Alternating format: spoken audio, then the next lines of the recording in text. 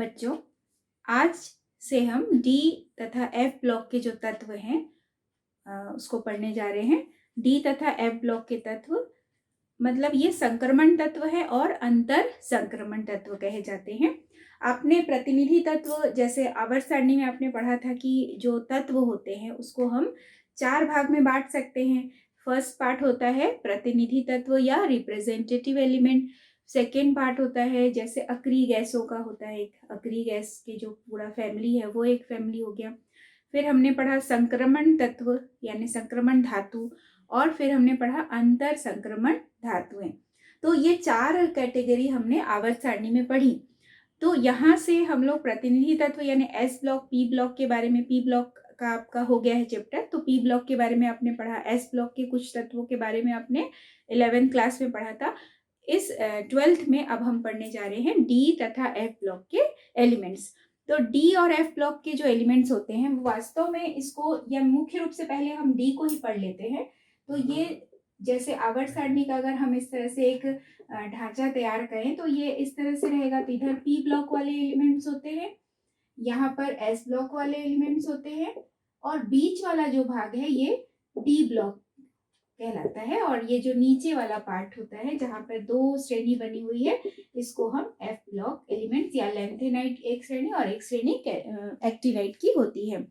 तो जो ये एस ब्लॉक और पी ब्लॉक के बीच में ये होते हैं, तो एस ब्लॉक बहुत ज्यादा पॉजिटिव कैरेक्टर वाला होता है, धन विद्युतीय होता है, और पी ब्लॉक हम जानते हैं कि निगेटिव कैरेक्टर वाले होते हैं, मतलब ज्यादातर वो अधातुएं होती हैं, इलेक्ट्रॉन को ग्रहण करने की प्रवृत्ति होती है, और ये प्रायः धातुएं होती हैं जिसमें कि इलेक्ट्रॉन त्यागने की प्रवृत्ति होती है।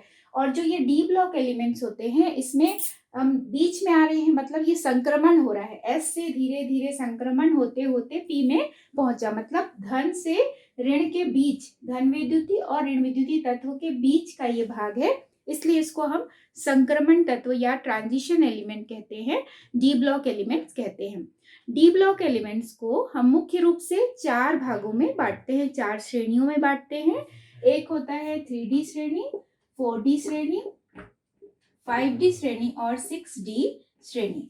तो ये डी ब्लॉक एलिमेंट्स जो होते हैं थोड़े विशेष होते हैं, इसका जो इलेक्ट्रॉनिक विन्यास होता है वो थोड़ा अलग होता है एस ब्लॉक और पी ब्लॉक में।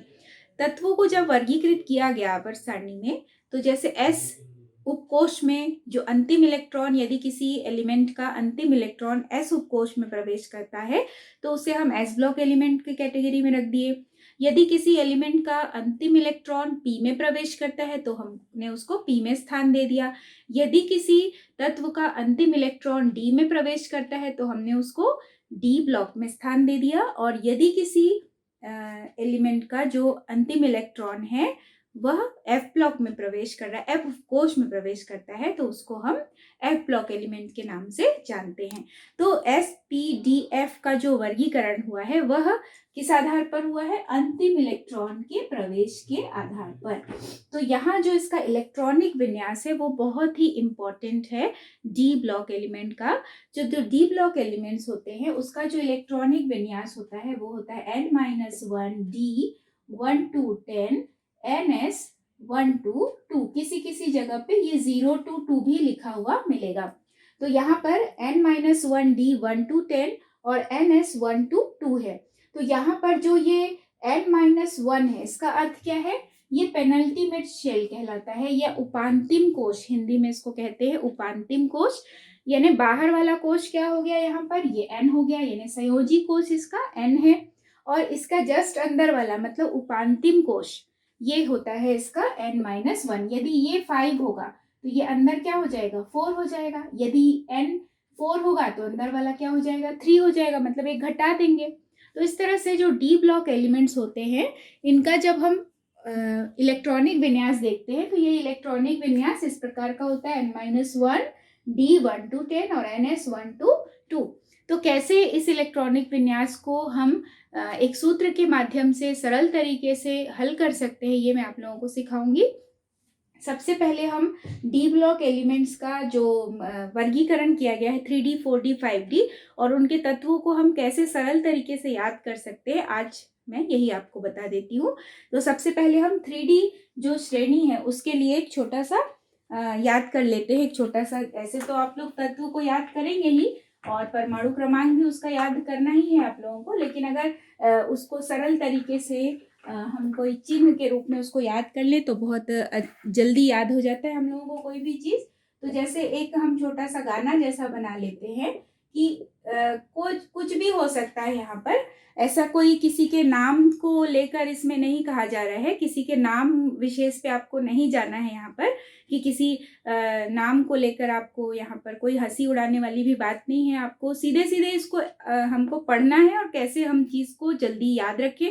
कभी कोई चिन्ह होता है ना, हम उस चीज़ को जैसे पहचान के लिए कोई विशेष शब्द का प्रयोग कर लेते हैं, उसी टाइप का है ये। तो इसमें कोई किसी को अदरवाइज नहीं लेना है कि हमारे नाम को लिया गया है, इसमें ऐसा कुछ भी नहीं है। एक गाना जैसा बना हुआ है, आप उसको आप कुछ और भी बना सकते हैं, जरूरी नहीं है कि आप यही सीखो।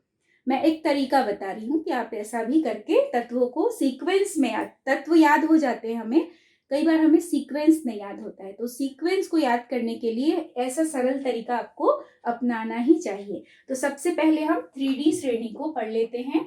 साइंस टीचर विनीता कुमारी, साइंस टीचर विनीता कुमारी मन फेको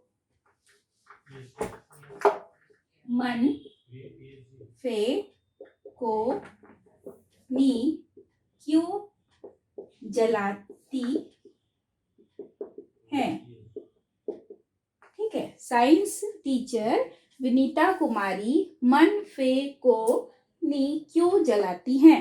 ठीक है, तो यहाँ पर आप विनीता की जगह वंदिता भी कर सकते हैं, वेणु भी कर सकते हैं, वो आपकी इच्छा, आपको जो जैसे याद रहे। वी को याद रखना है, वेनेडियम को याद रखना है, वी के जगह पे आप वीना नाम रख सकते हो, विनीता नाम जो रखना है आप रख सकते हो। यहाँ पर देखिए ये SC हो जाएगा स्कैंडियम, ये हो गया टाइटेनियम, वेनेडियम, है ना, और यहाँ पर हो जाएगा क्रोमियम।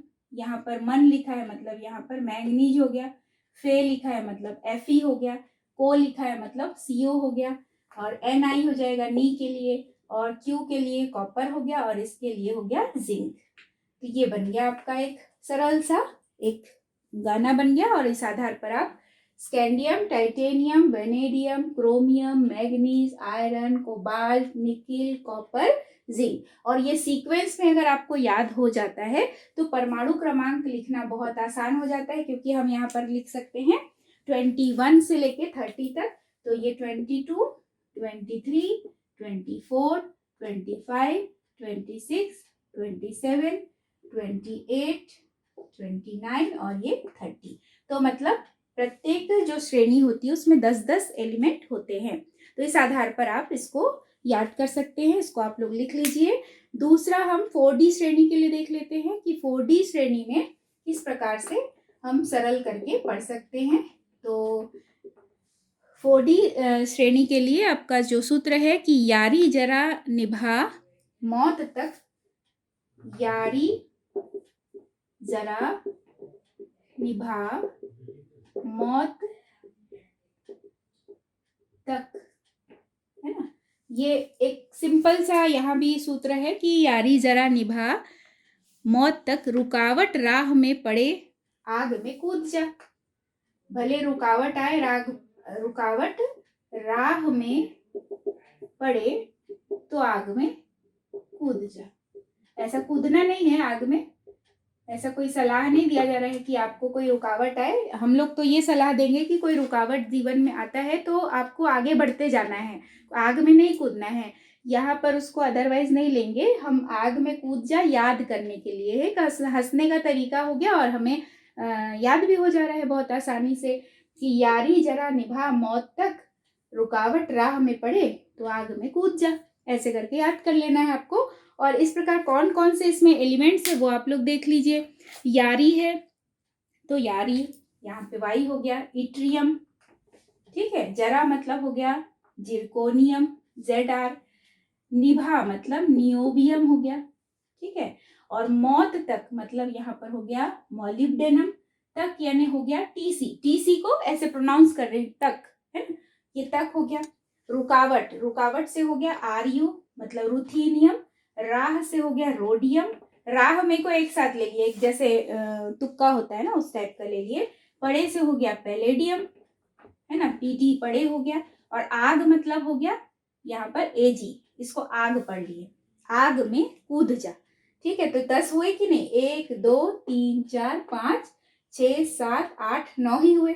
अब आग में कूद जा, है ना, तो आग में कूद जा मतलब आग तो हो गया, अब कूद जा में क्या आएगा यहाँ पर, अब कूद जा में यहाँ पे जा को छोड़ दीजिए, कूद जा में हो जाएगा कैडमियम, है ना। और ये में भी इसी के साथ जोड़ लेंगे, और ये कूद जा को भी एक साथ जोड़ लीजिए, ये भी राह में एक साथ जोड़ लिए। तो ऐसे कुछ चीजों को आप लोग, हर शब्द का कोई तत्व होगा ऐसा नहीं है, हम गाने को सीक्वेंस में बनाने के लिए ऐसे कहीं कहीं पर इस तरह से जोड़ के आप अपने दिमाग में रखिए कि यारी जरा निभा मौत तक, रुकावट राह में पड़े तो आग में कूद जा।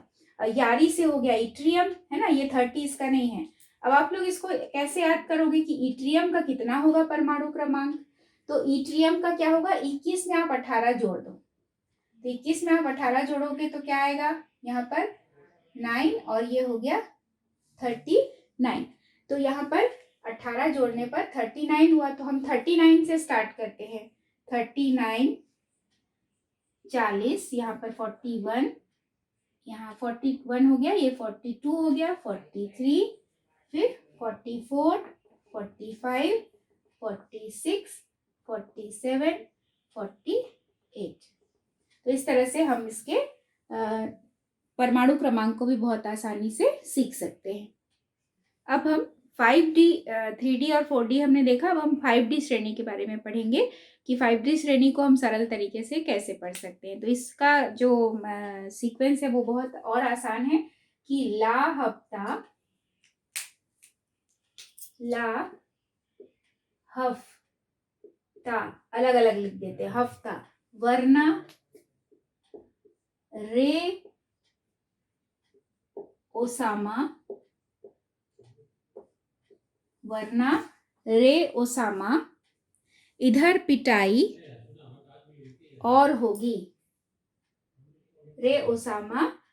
और यहाँ पर मतलब ओसामा को बोला जा रहा है कि हफ्ता लाओ वरना इधर और पिटाई और होगी, और पिटाई नहीं, पिटाई और होगी। तो ये ओसामा को बोला जा रहा है कि हफ्ता लाओ नहीं तो तुम्हारी और पिटाई हो जाएगी। तो यहाँ पर इसको कैसे बनाएंगे, ला, ला से हो गया LA, ठीक है, यहाँ पर हो जाएगा LA। हफ्ता, हफ्ता मतलब HF, हॉफनियम, यहाँ पर हफ्ता है ना, तो हफ्ता मतलब यहाँ पे हॉफनियम है, और ता से हो गया TA मतलब टेंटेलम, वरना से यहाँ पे W हो गया मतलब टंगस्टन, और रे से यहाँ पे रीनियम हो गया RA, ठीक है। और ओसामा यहाँ पर OS, ऑस्मियम हो गया। इधर, इधर से हो गया इरिडियम, है ना, पिटाई से हो गया प्लेटिनियम, और से हो गया AU, और होगी से हो गया HG। तो इस तरह से बहुत आसानी से हफ्ता लाने बोला जा रहा है ओसामा को, और नहीं तो उसकी पिटाई कर देंगे। तो हमारे पास एक शब्द भी आ गया, एक सीक्वेंस याद करने के लिए भी आ गया कि ला हफ्ता, ला मतलब लेंथेनम, हॉफनियम, ता से टेंटेलम, वरना से W, रेरिनियम, ओसामा ओस्मियम, इधर से इरिडियम मतलब IR, पिटाई से PT प्लेटिनम, और से ऑरम, ऑरम मतलब गोल्ड, और होगी हो गया मरकरी।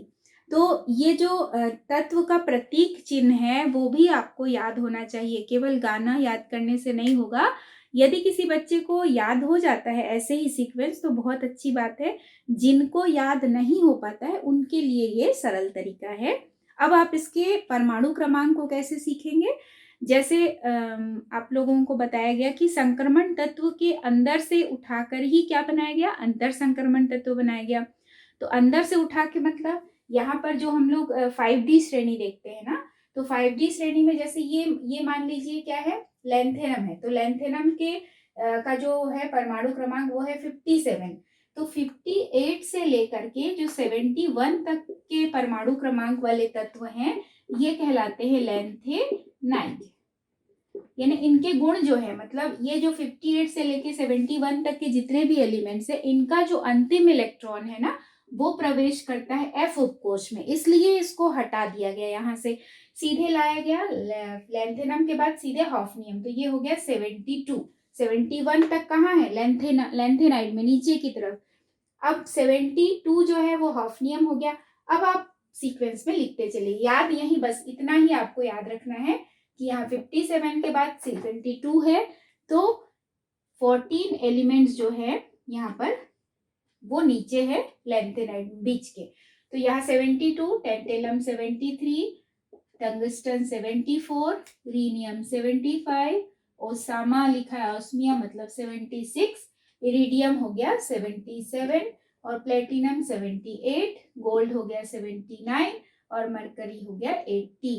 तो इस तरह से बहुत आसानी से आप परमाणु क्रमांक भी सीख लिए, क्योंकि हमें सीक्वेंस भी याद है और सीक्वेंस के आधार पर हम परमाणु क्रमांक को ऐसे एक के बाद लिखते चले गए।